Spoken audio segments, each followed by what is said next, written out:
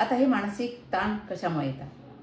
कौटुंबिक वाद असतील, सामाजिक बदल झालेले असतील किंवा काही आर्थिक ताण असतात, त्यामुळे मानसिक ताण यायला लागतो. घरात एकटेपणा जाणवायला लागतो. या सगळ्यांमुळे मानसिक ताण वाढतात. पूर्वी कसं खूप काम करायची सवय असते आणि तर अगदीच रिकामा वेळ उरतो. मग त्या वेळेचं करायचं काय? रात्री झोप येत नाही. मग अशामुळे मानसिक स्वास्थ्य बिघडायला लागतं. मग यासाठी काय केलं पाहिजे? मानसशास्त्रज्ञ काय सांगतात ते आपण आजच्या भागामध्ये बघणार आहोत. हॅलो, नमस्कार. या हेल्दी लाईफ यूट्यूब चॅनलवरून आपणाला आरोग्यासंबंधी, आपल्या जीवनशैलीसंबंधी मार्गदर्शन केल्या जातं. आज आपण ज्येष्ठ नागरिकांसाठी मानसशास्त्रज्ञ काय सांगतात त्यांच्या मानसिक आरोग्यासंबंधी त्याची माहिती जाणून घेणार आहोत.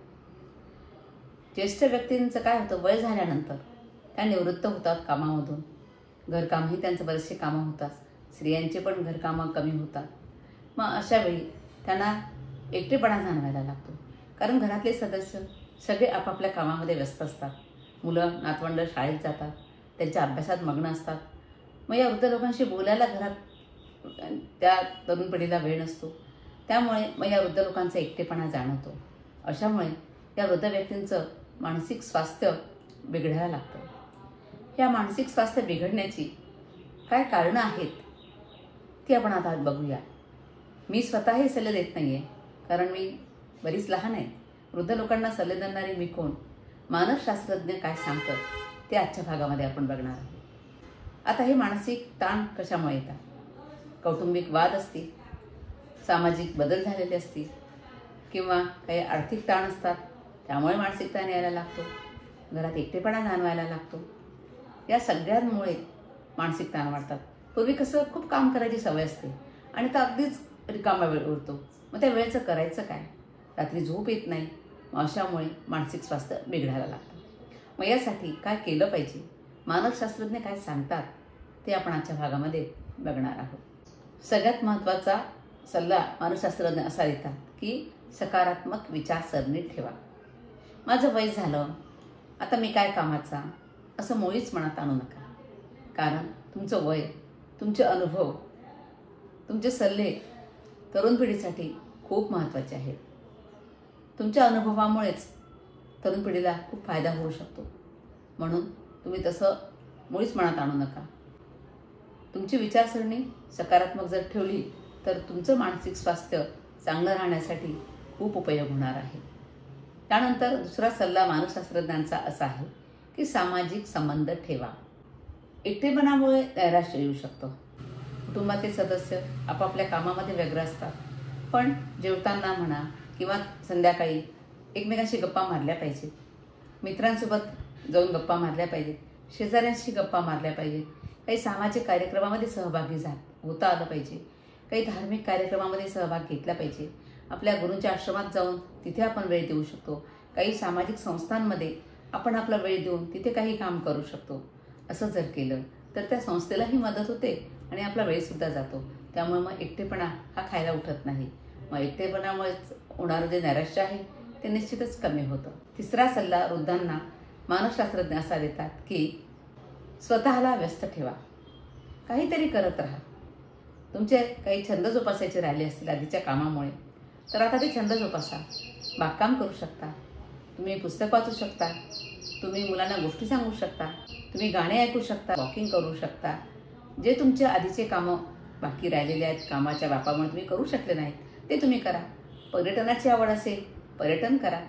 त्यानंतर धार्मिक ग्रंथाचं वाचन करा. बरंच काही करता येऊ शकतं. स्त्रिया असतील, नवीन नवीन पदार्थ करून घरातल्या लोकांना खाऊ घाला, ते सुद्धा तुम्ही करू शकता. सामाजिक कार्यक्रमामध्ये जर तुम्ही जायला लागलात तर तुमचा वेळ पण जातो आणि तुमचं मनस्वास्थ्यसुद्धा चांगलं राहतं. मन प्रसन्न होतं या गोष्टीमुळे. आणि तुमच्या शारीरिक आरोग्याची काळजी घेतलीच पाहिजे असं मानसशास्त्रज्ञ सांगतात. काय होतं, वय वाढतं तसं तसं आजार डोकंवर काढायला लागतात. ब्लड प्रेशर, डायबिटीस, गुडघेदुखी, काही लोकांना वजन वाढण्याची समस्या, काही लोकांना विस्मरण व्हायला लागतं, पचनाच्या समस्या, अशा अनेक समस्या सुरू होतात. मग त्यासाठी डॉक्टरचा सल्ला घेणं गरजेचं आहे. डॉक्टर सांगतील त्याप्रमाणे नियमित चेकअप करणं गरजेचं आहे. हे त्यानंतर काही ब्लड टेस्ट असतील त्या करायच्या. मेडिसिन दिलेलं आहे ते वेळच्या वेळी घ्यायचं. जेव्हा तुम्हाला दवाखान्यात बोलावलेलं असतं त्यावेळी डॉक्टरांकडे गेलं पाहिजे, नियमित औषधं घेतली पाहिजेत आणि मला आजार झाला म्हणून टेन्शन न घेता त्या आजारातून लवकर कसं बाहेर येता येईल ते बघितलं पाहिजे. आणि प्रत्येक आजारावर डॉक्टर काही पथ्यपाणी सांगतात की हे खाऊ नका, तर ते तुम्ही पाळलं पाहिजे. त्याने तुमचा आजार लवकर बरा होणार असतो आणि तुमचं आरोग्य चांगलं राहावं यासाठी तुम्ही नियमित व्यायामाची सवय ठेवली पाहिजे. आता वृद्ध जरी झाले तरी तुम्हाला जर आधी योगाभ्यासाची सवय असेल तर तुम्ही तुमचा योगाभ्यास निश्चित करू शकता. नुकताच मी सोशल मीडियावर एका आजीचं बघितलं. ती आजी रोज 108 सूर्यनमस्कार घालते, रोज पर्वती सोडून जाते. तर इच्छा असेल, आवड असेल तर या वयातही तुम्ही सगळं काही करू शकता. अच्युत गडबोले सरांचा एक व्हिडिओ बघण्यात आला. 75व्या वर्षी त्यांनी 4 पुस्तकं लिहिली. म्हणून तुम्ही नियमित व्यायाम तुम्हाला झेपेल असा तुम्ही वॉकिंग करू शकता. त्यानंतर तुम्ही प्राणायाम करू शकता, तुम्ही मेडिटेशन करू शकता. या गोष्टीमुळे तुमचं मन शांत होतं, तुमचं मानसिक स्वास्थ्य चांगलं राहतं आणि तुम्ही सतत आनंदी राहू शकता. तर ह्या गोष्टी तुम्ही आपल्या आरोग्यासाठी जरूर करायला पाहिजे. त्यानंतर तुमच्या ताणतणावाचं व्यवस्थापन करायला शिकलं पाहिजे. ताणतणाव येतात, अनेक गोष्टी असतात ताण येण्याच्या, त्या आपण आधी बघितल्या. तर मग ते होऊ नये यासाठी मित्रांमध्ये रमणं, इतरांशी गप्पा मारणं, ध्यान करणं, छंद जोपासणं, या सगळ्या गोष्टी आहेत. म्हणजे मनाला कुठेतरी विरंगुळा मिळाला पाहिजे. धार्मिक कार्यक्रम ऐकणं, कुठे काही प्रवचन असेल ते ऐकणं, तर अशा कार्यक्रमामध्ये तुम्ही गेलं पाहिजे. आणि यूट्यूबवर सुद्धा तुम्ही चांगले कार्यक्रम ऐकू शकता, त्यामुळे सुद्धा वेळ जातो आणि धार्मिक काहीतरी कानावर पडल्याचं एक समाधान मिळतं. आणि तंत्रज्ञानाचा उपयोग करायला शिका.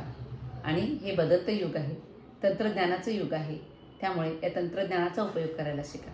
तुम्ही त्यामुळे व्हॉट्सअप कॉल करू शकाल, सोशल मीडिया वापरू शकाल.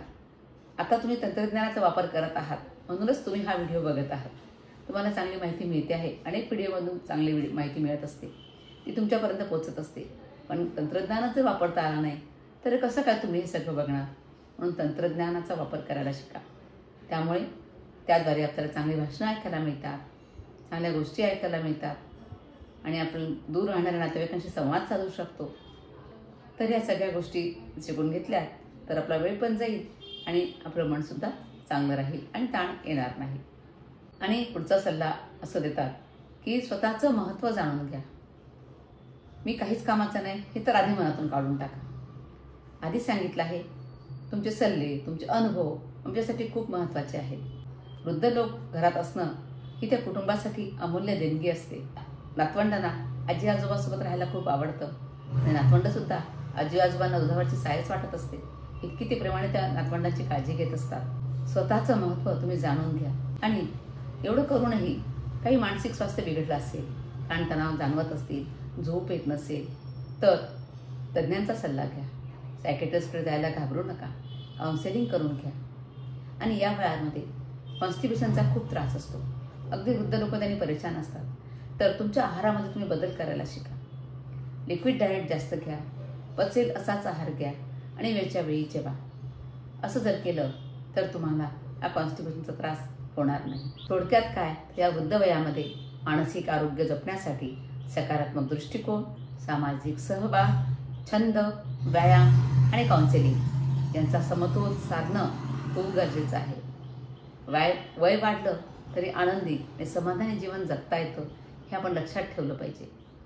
तर एवढ्या सगळ्या गोष्टी जर आपण पाळल्यात, मानसशास्त्रज्ञांनी दिलेल्या सल्ल्याप्रमाणे जर आपण वागलो तर नक्कीच आपलं मानसिक स्वास्थ्य चांगलं राहणार आहे.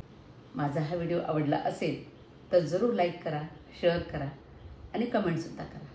आणि तुम्ही या चॅनलवर जर नवीन असाल तर हे चॅनल जरूर सबस्क्राईब करा.